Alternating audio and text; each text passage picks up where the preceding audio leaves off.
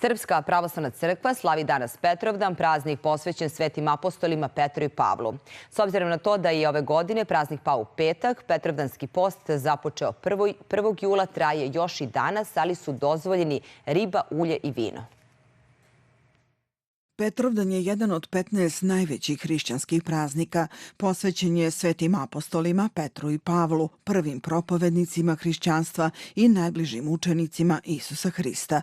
Sveti apostol Petar bio je ribar po imenu Simeon. Kada je pošao za Gospodom, dobio je ime Petar. Posle silaska Svetog Duha, kao propovednik evanđelja, posle samo jedne besede u Jerusalimu, obratio je u veru oko 3000 duša.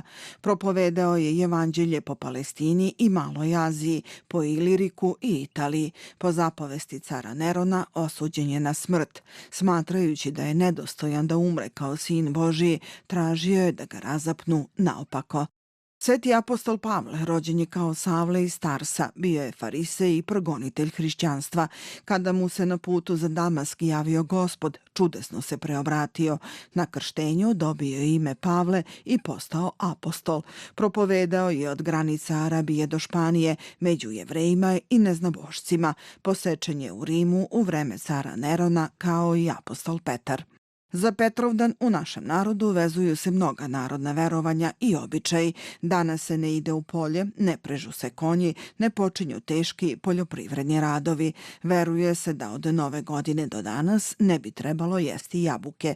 Za Petrovdan je vezano i paljenje lila, buktinje od sušene kore divlje trešnje ili breze. Na taj način prizivalo se dobro zdravlje stoke i blagostanje u domaćinstvu.